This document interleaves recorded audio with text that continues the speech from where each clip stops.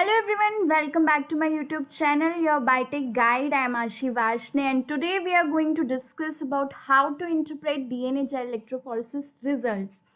Every time we perform anything in our lab, हमें agrogel electrophoresis perform करना ही होता है, but most of us don't know कि हमें DNA bands के result को interpret कैसे करना है, read out कैसे करना है. And most of the time ये same question हमारे CSIR में भी आ जाता है कि अगर निक्ड डीएनए दिया हुआ है, सुपर कॉइल डीएनए दिया हुआ है, रिलैक्स डीएनए दिया हुआ है, तो हु विल मूव क्विकली, कौन सबसे ज़्यादा आगे मूव आउट करेगा और कौन पीछे ही रह जाएगा. तो it automatically becomes the most important topic for CSIR. तो आज हम वही डिस्कस करेंगे. एंड लास्ट वीडियो में हमने आरएनए बैंड्स के बारे में डिस्कस किया था. तो हमने देखा था कि आरएनए के बैंड्स अगर आते हैं तो वो 2 या 3 आते हैं, डिपेंडिंग ऑन कि ये यूकैरियोटिक है या फिर प्रोकैरियोटिक है. बट डीएनए में सिर्फ एक ही बैंड हमें देखने को मिलता है अगर हमने रेस्ट्रिक्शन एंजाइम डाइजेशन नहीं परफॉर्म किया है तो. So this video is not about restriction enzyme digested DNA bands interpretation. This video is only about the genomic DNA and plasmic DNA bands. तो आज हम वही डिस्कस करेंगे. So without further ado, let's discuss that. तो हमारा migration of nucleic acid sample 2 factors पे depend करता है. एक तो हमारा हो गया साइज एंड एक हो गया हमारा कॉन्फर्मेशन ऑफ डीएनए. तो सबसे पहले साइज के बारे में डिस्कशन करते हैं. साइज के अकॉर्डिंग अगर हमारा लार्जर डीएनए मॉलिक्यूल है तो it will migrate slowly then the smaller DNA molecule, because smaller DNA molecule will migrate quickly through the gel towards the bottom. Okay, तो अगर हमारा लेट्स से ये हमने एग्जाम्पल लिया हुआ है कि अगर ये जो हमारा फर्स्ट बैंड है ये वाला, इसका साइज है 20 किलो बेस पेयर और इसका साइज है 5 किलो बेस पेयर, तो कौन सा बैंड कहाँ आएगा? तो ये जो है हमारा क्योंकि लार्जर है तो इसका बैंड हमें टॉप की तरफ देखने को मिलेगा एंड जो हमारा स्मॉलर होगा it will be more towards the bottom. जैसे कि यहाँ पे ग्राफ में भी रिप्रेजेंट हो रहा है the relationship between the DNA fragment size and the distance. तो जितना ज़्यादा डीएनए का साइज होगा, लेट्स से ये हमारा 20 किलो बेस पेयर है और यहाँ हमारा मिनिमम साइज है 2 किलो बेस पेयर. ये हमारा 2 है, ये हमारा 20 है. ठीक है, तो जितना ज़्यादा साइज होगा, यहाँ से दिख रहा होगा ये डिस्टेंस, मान लो ये डिस्टेंस है. ठीक है, तो अगर यहाँ पे देख रहे हैं हमारा डिस्टेंस साइज हमारा 20 किलो बेस पेयर है, तो जो हमारी डिस्टेंस ट्रेवल हुई वो सबसे कम डिस्टेंस ट्रेवल हुई है. ठीक है, अगर हमारा साइज कम है तो हमारी जो डिस्टेंस ट्रेवल हुई वो ज़्यादा ट्रेवल हुई है. तो this is all about the relationship between fragment size and distance. ठीक है, ये तो हो गया हमारा साइज के बेसिस पे. बट अगर हम कन्फर्मेशन के बेसिस पे बात करें तो जैसे कि हम जानते हैं हमारे 2 टाइप के डीएनए हम डिस्कस करते हैं. एक तो हमारा जीनोमिक डीएनए हो जाता है और एक हो जाता है हमारा प्लाज्मिक डीएनए, जो कि हमारा एक्स्ट्रा क्रोमोसोमल डीएनए होता है. तो हमारा प्लाज्मिक डीएनए बेसिकली कई तरीके के कॉन्फर्मेशन में पाया जाता है. तो जैसे कि सुपर कॉइल्ड हो गया, रिलैक्स्ड सर्कुलर हो गया, लीनियर हो गया, और हमारा सर्कुलर सिंगल स्ट्रैंडेड डीएनए भी प्रेजेंट हो सकता है. ये हमारा सुपर कॉइल्ड डीएनए हो गया. ये ओवरबाउंड भी हो सकता है, अंडरबाउंड भी हो सकता है, मतलब पॉजिटिवली सुपर कॉइल्ड भी हो सकता है, नेगेटिवली सुपर कॉइल्ड भी हो सकता है. That doesn't matter, what matters is कि ये सुपर कॉइल्ड है. नेक्स्ट हमारा relax circular DNA. Relax circular DNA का मतलब हो गया कि उसमें कहीं पे भी कॉइलिंग नहीं हो रही है, टर्न्स पे अफेक्ट नहीं पड़ रहा है. ओके, और सुपर कॉइल में क्या हो रहा था, यहाँ पे ट्विस्टेड है. ठीक है, तो यहाँ पे टर्न्स पे अफेक्ट पड़ रहा है, नंबर ऑफ टर्न्स पे.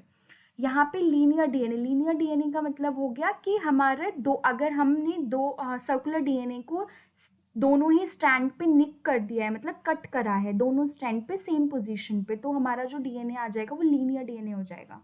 ठीक है, ये हमारा लीनियर डीएनए हो गया. एज आई सेड कि migration of DNA molecule with same sequence is affected by the compactness या फिर हम कहें कन्फर्मेशन ऑफ डीएनए. क्योंकि जो हमारा लेस कॉम्पैक्ट डीएनए होगा it will have the harder time in the agarose gel, और जो हमारा मोर कॉम्पैक्ट डीएनए होगा it will have the easier time in the gel electrophoresis, because agarose हमारा क्या होता है, पोरस होता है. तो हमारा जो सर्कुलर सिंगल स्ट्रैंडेड डीएनए होगा it will be more compact. ये सबसे जल्दी मूव आउट करेगा, सबसे क्विकली मूव करेगा। उसके बाद हमारा होगा सुपर कॉइल डीएनए। ये उससे कम थोड़ा कॉम्पैक्ट होता है, बट इट इज़ कॉम्पैक्ट, तो ये इससे कम मूव करेगा, but it will move towards the bottom to the most extent. फिर हमारा आता है लीनियर एंड देन आता है हमारा रिलैक्स सर्कुलर। इसको हम इस तरह देखते हैं। हम इस डायग्राम को कंसीडर करेंगे टू अंडरस्टैंड दिस। तो सबसे पहले हमारा ये लेट्स से हमारा निक्ड डीएनए है, मतलब एक स्ट्रैंड पे सिर्फ कट हो रहा है, तो ये हमारा सबसे कम मूव करेगा, तो it will be present towards the top of the एग्रोजेल। ये हमारे वेल्स हो गए, ठीक है। यहाँ से हमने लोड करा लेट्स से, और ये हमारा जो हमने निक्ड डीएनए लोड करा है, तो इसका ये जो हमारा रह गया ये टुवर्ड्स टॉप की तरफ रह गया, ठीक है। फिर नेक्स्ट विल बी हमारा लीनियर डीएनए जो इससे आगे जाएगा।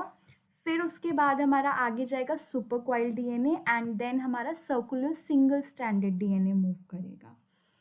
Again I repeat, super coil DNA is the most compact and therefore migrates the fastest, followed by flexible linear and lastly relaxed circular molecules. तो जो रिलेटिवली स्मॉल कॉम्पैक्ट कॉन्फर्मेशन वाले supercoil DNA हैं, means it sustains less resistance against the agarose matrix than a larger floppy open conformation of relaxed circular DNA. मतलब यहाँ पे जो हमारा सुपरकॉइल DNA है वो क्योंकि हमारा मोर कॉम्पैक्ट है, तो एग्रोस जेल इसको कम रेजिस्ट कर पाएगी और it will move forward towards the bottom quickly.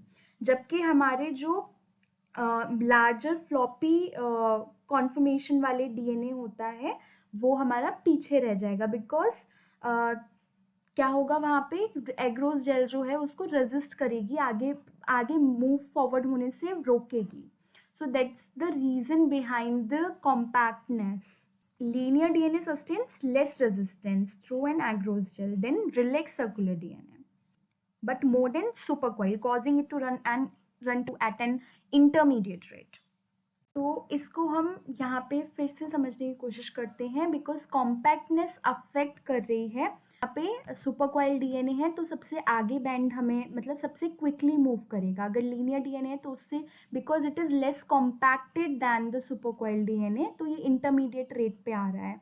और ये हमारा सर्कुलर निक्ड डीएनए है जो कि इससे पीछे रह जाएगा towards the top of the agarose gel. Okay, तो I have mentioned it here again कि compactness of each conformation affects the migration of DNA molecules of the same sequence but different conformations. अब अगर हमें purity estimation करना हो तो हम कैसे कर सकते हैं? वैसे तो जब हम ओडी लेते हैं स्पेक्ट्रोफोटोमीटर के थ्रू, तो हम एब्जॉर्बेंस लेते हैं 260/280 का रेशियो निकालते हैं, जिसके बेसिस पे हम डिसाइड करते हैं कि हमारा डीएनए प्योर है या नहीं है।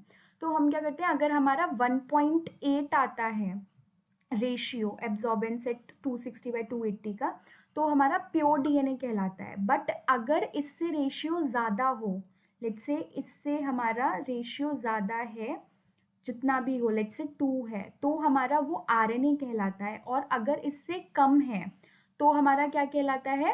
वो हमारा प्रोटीन कंटामिनेशन कहलाता है। कम 1.8 से कितना भी कम हो सकता है। तो इसी तरीके से अगर हमें प्योरिटी चेक करनी है तो हमें हमेशा याद रखना होगा कि जीनोमिक डीएनए का जो मॉलिक्यूलर वेट होता है it is more than 5000 base pair. तो अगर यहाँ पे स्मेर हमें देखने को मिल रहा, सॉरी स्मेर नहीं, यहाँ अगर हमें यहाँ पे बैंड देखने को मिल रहा है तो ये हमेशा जीनोमिक डीएनए होगा। अब 5000 लाइक 5000 to 8000 से ज़्यादा अगर हमें देखने को मिल रहा है और हमने प्लाज्मिक डीएनए भी डाला हुआ है, तो इसका मतलब यहाँ पे जीनोमिक डीएनए कंटामिनेशन आ रहा है। और ये हमारा प्लाज्मिक डीएनए की रेंज कुछ इस तरीके की होगी। और अगर हमें स्मेर देखने को मिल रहा है तो वो आरएनए का बैंड होगा, वो आरएनए होगा, इसका मतलब वो इम्प्योरिटी आरएनए की आ रही है। तो हम कंटैमिनेटिंग आरएनए या फिर जीनोमिक डीएनए को डिटेक्ट कर सकते हैं इन एन एग्रोस जेल, क्योंकि जो आरएनए होगा वो जनरली हमें लो मॉलिक्यूलर वेट स्मेर देता है, और जो जीनोमिक डीएनए होता है that will run as a high molecular weight band. तो इससे हम प्योरिटी का एस्टिमेशन कर सकते हैं। तो आज के लिए बस इतना ही। देखते रहिए your biotech guide and like, subscribe and don't forget to share my YouTube channel. Help me grow through this. Thank you.